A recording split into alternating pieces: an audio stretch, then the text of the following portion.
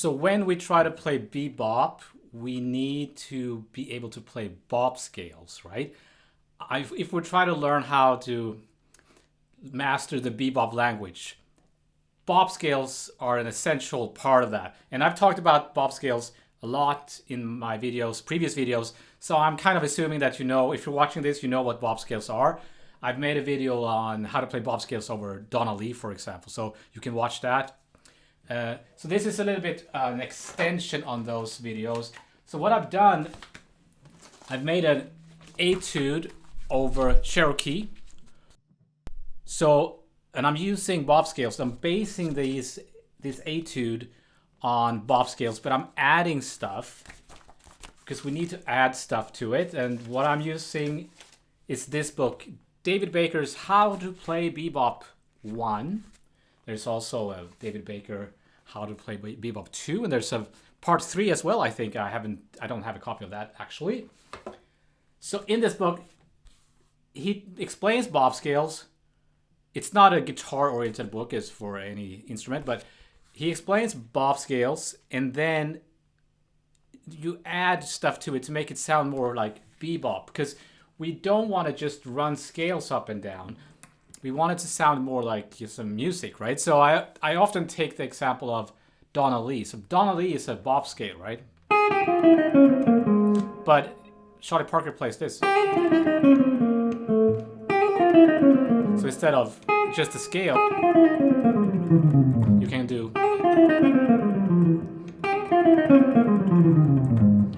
So those are the kind of things that we're going to take a look at. Different ways to ornamentation we can use, rhythmic ideas that you can, how to start the bop scale and end it, and add different kinds of twists to it and tweak it a little bit. All right, so that's what we're going to take a look at.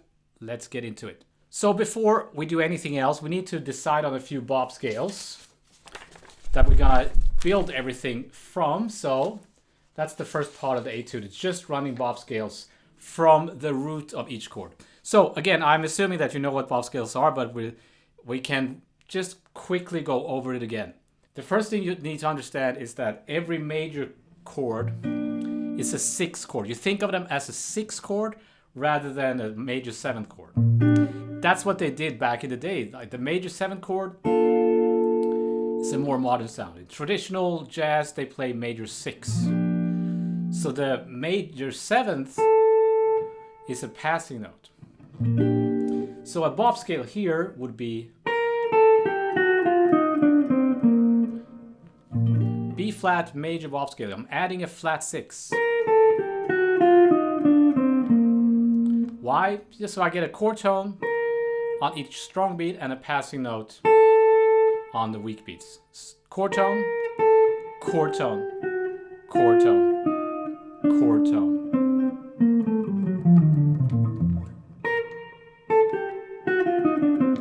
Okay. If there's a dominant chord, I add the note between the root and the flat 7. So a major 7.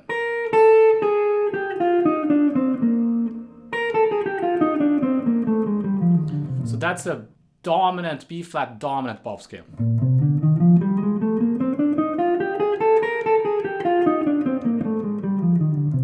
The next thing you need to understand, first thing is that every major 7 chord, if the real book tells you major 7, think of it as a major 6 chord.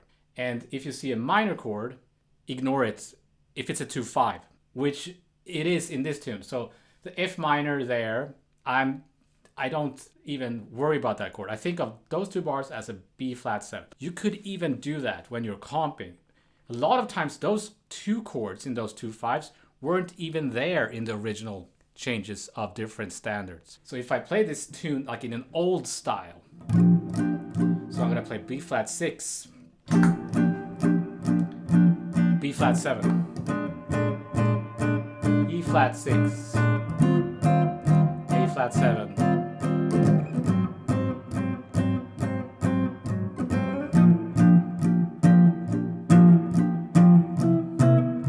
Here I play C minor to G7 and C minor.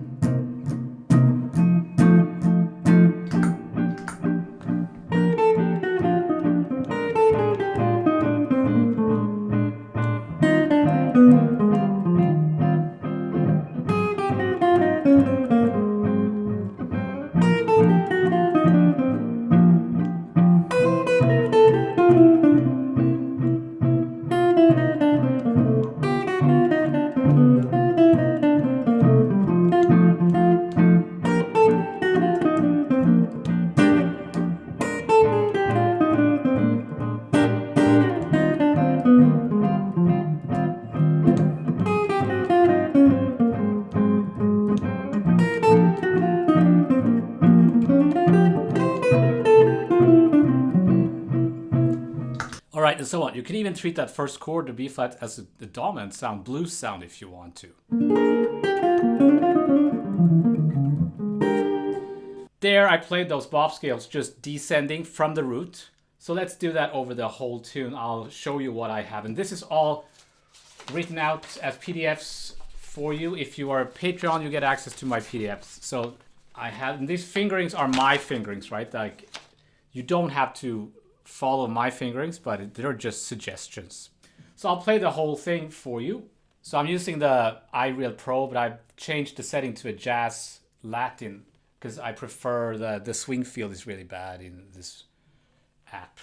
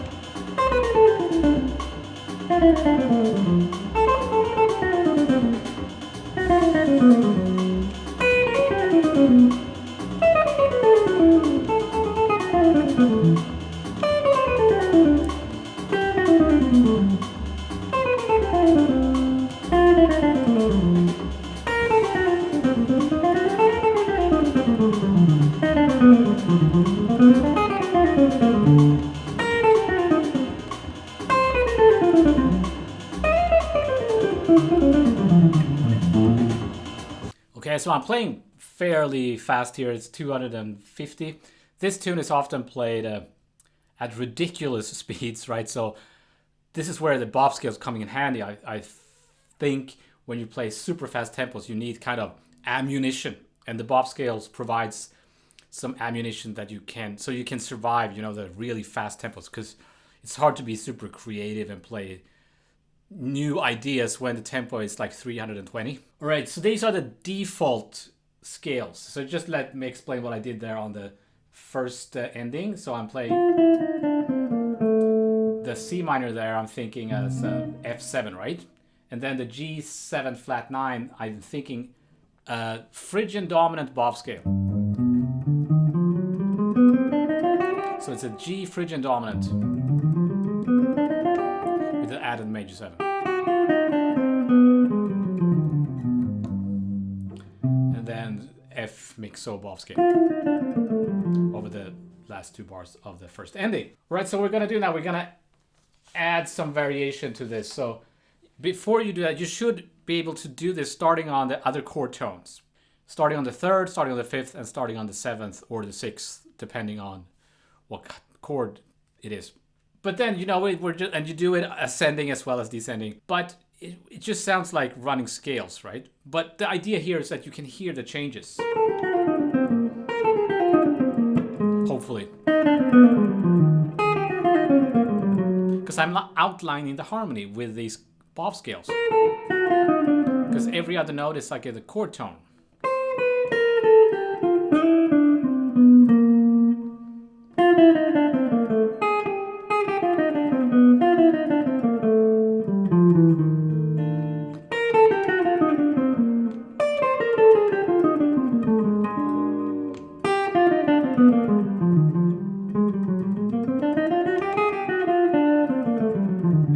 Those are bob scales, but if I just play the scales, you wouldn't necessarily hear where I'm outlining the harmony in the same way. The bob scales are really good for that. So that's the default. Now we're adding something. We're gonna add something. The first thing we're gonna add is 2 more notes. So we're gonna start on the 9th. Instead of starting on the root, we're gonna start on the 9th. And I'm jumping a little bit here. If you're following along with the PDF, I'm going to bar 73. I put these in the wrong order, sorry about that. So I'm starting at bar 73. So I'm just adding 1 more note, the 9th, and then go chromatically down to the root, and then do the same thing as before. But now everything is shifted, right? So I'm gonna slow down the tempo a little bit here. So it's gonna sound like this.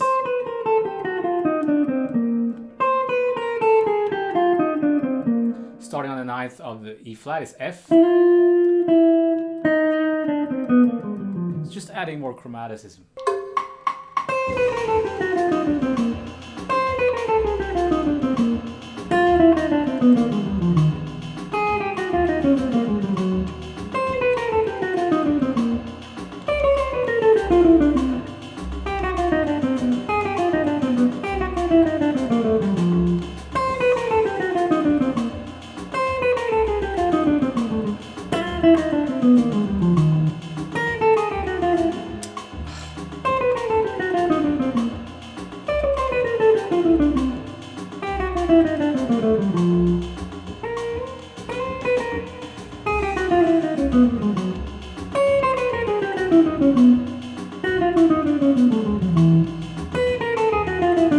And so on, and it's actually pretty tricky to do. So if you want this, there's again, it's on my Patreon page. If you want to support my work, you can get access. Everything is written out, the whole thing. Then the later exercises, I didn't write out the whole thing because it's just the same thing repeating, right? So you should be able to transpose the idea to the next key or whatever. Just when you're starting on the 9th, for the G7 there, going to C minor, it's a flat 9, so you can't really do that. So I'm just playing the scale. Instead of a bob scale, I play a regular scale there. So sometimes you have to make a little adjustments to fit with everything. So here's the previous example that should have been after this. Get rid of that second note and just play a quarter note. Instead of... Then you get a little less of a scale feeling and more of a rhythmic feeling.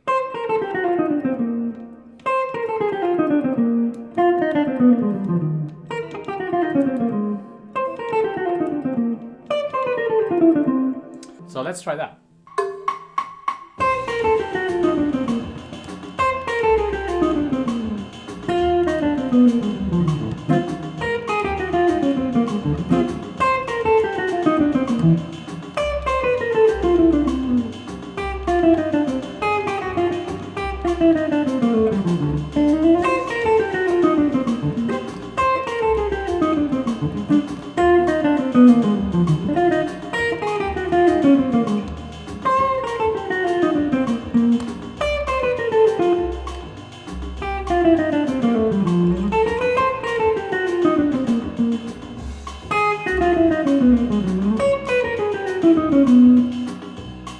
And then you should, based on that, you should be able to transpose that idea into all the other 2/5s of the B section, right? So I need to move on here, so I can't play every example for the whole tune. It would take forever. So you might notice that I'm phrasing. I'm doing a little bit of a, I don't know, like a ghost note there. So what we're trying to do is we're trying to emulate horns. So they do, the trumpet players do that thing where the tongue where it's like wait wait ba do ba do ba da ba do. Because if you just play the scale, it doesn't sound like jazz. But if you go, you need to find ways to kind of make it sound like you're playing a jazz saxophone almost. So. And it's also a little bit of emphasizing the upbeats, right? But I can't go into detail on like how to phrase jazz, but that's the thing. Sometimes you hear people who are really good musicians, good guitar players, try to play jazz. They're not jazz players, but they might be a good musician, but they try to play jazz, you know, and it sounds wrong because they don't have that kind of phrasing, that kind of the finesse of a jazz musician, because they haven't studied the style closely enough, if that makes sense. So paying attention to how Miles Davis plays these scales, or how Louis Armstrong plays them, right? So sometimes I like to just make it more simple. So instead of just playing a tricky tune like this, just play like if one chord, 1/6 chord, and a dominant chord, like a Louis Armstrong type, you know, an F7.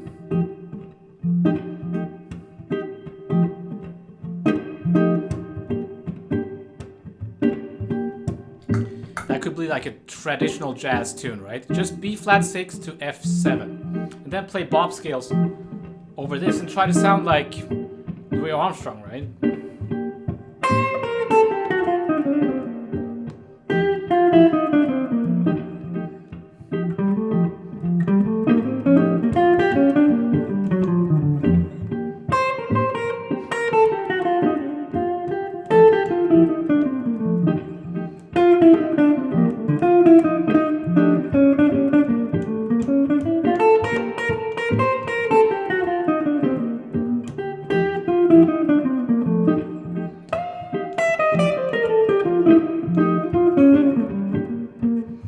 Because sometimes we get lost in the difficulty of this tunes like this, where there's like 2/5, 2/5, 2/5. So it's a good idea to just make it simpler sometimes. Right, so moving on, what else can we do? Okay, let's add some triplets. Let's start on the 9th, and then play a triplet, and then we're back in the scale. Fingering wise, I'm doing this. I don't even know if that's the best fingering. The reason I'm doing that is because, remember, this was the default. So I want to base everything on what I did in the beginning. I guess this would be a better fingering. But it makes more sense to me to do this. The next one, though, it's much better here.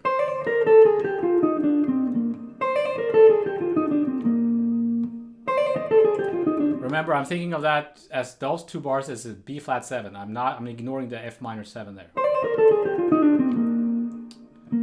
So I'm starting on the 9th, playing a triplet. And then I'm back in the scale, right? So it's just a way to start the scale. You could also do this, I guess. So I'm doing 2 upstrokes there. Or I prefer being able to do the legato. So legato and a quick slide. Sometimes it's not clear when they play this if it's triplets or an 8th note and 2 16th notes. Or somewhere in between those two things. So let me try this over the backing track, slowing it down just a tad.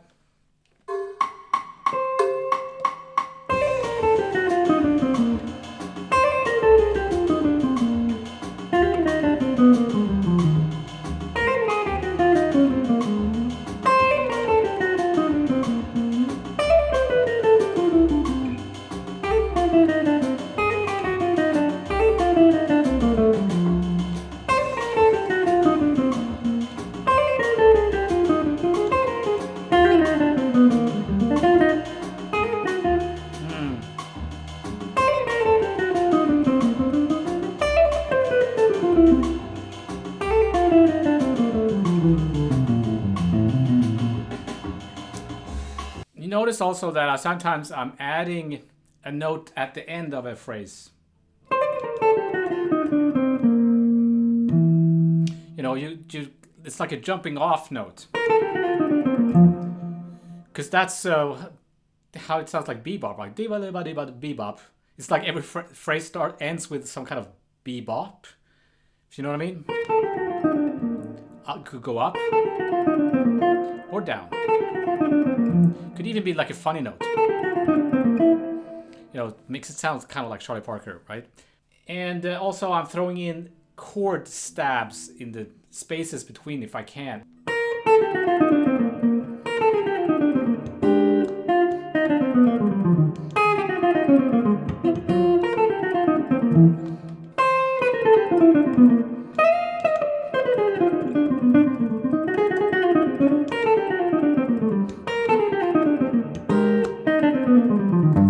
You can hear the changes, right? Even though nobody is comping there, hopefully. That's the beauty of these bop scales, I think, that it opens the door for you to be able to play bop really fast. If you can master these scales and adding all this stuff to it, then it also enables you to play and outline the harmony without just playing arpeggios up and down, right?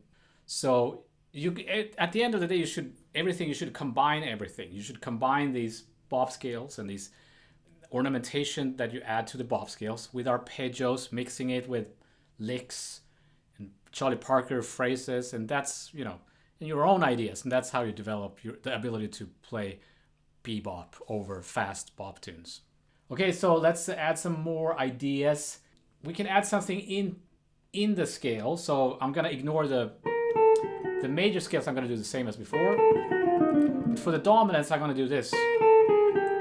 When I hit that F, I'm gonna go down to the sharp 11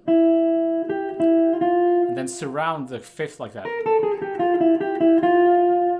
Right? And then so it's a little bebop ornamentation in the middle of the scale. I'll show you what it sounds like.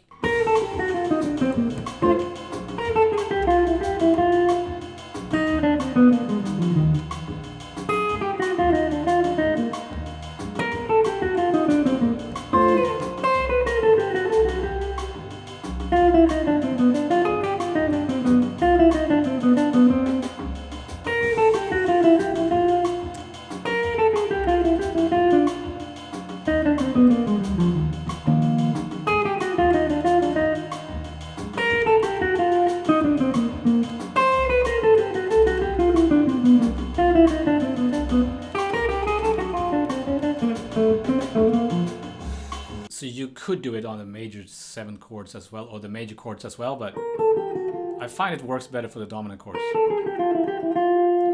So then you could continue on the bop scale.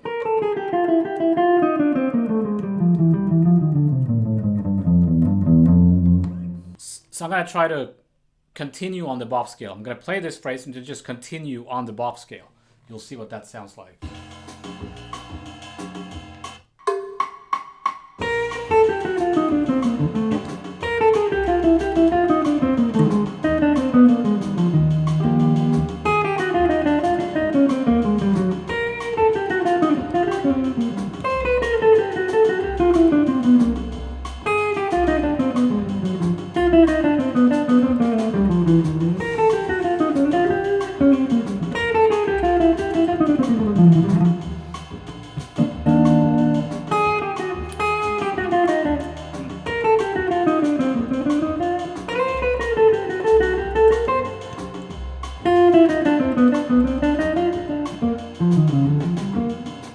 Another thing you can do is start on the 5th of the dominant chord.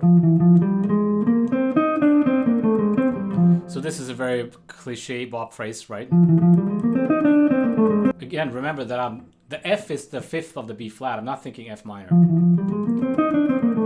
mean, you could think F minor if you want to.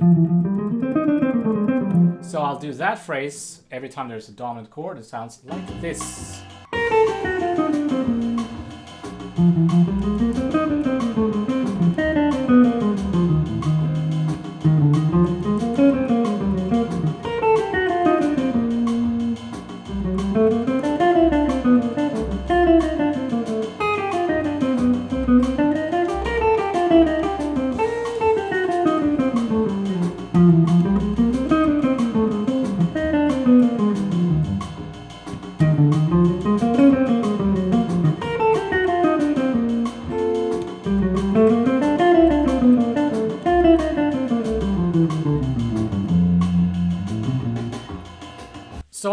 showing you different examples from this book, right? Like there's tons of these ideas. So I'm just showing you a few. Let me see if I can find. Yeah, so here, for example, there's a page of different ways to start off the bob scale and different notes that you can, different ideas, tons of stuff. Great book. So one more idea before I leave you. We call it a day. Let's start with a triplet. Where are we? Yeah, let's start with a triplet like this. On the third. Start on the third of the chord. And then play like that. And then a little eighth note break. And then continue. That's just an example from the book how you can start a bob scale.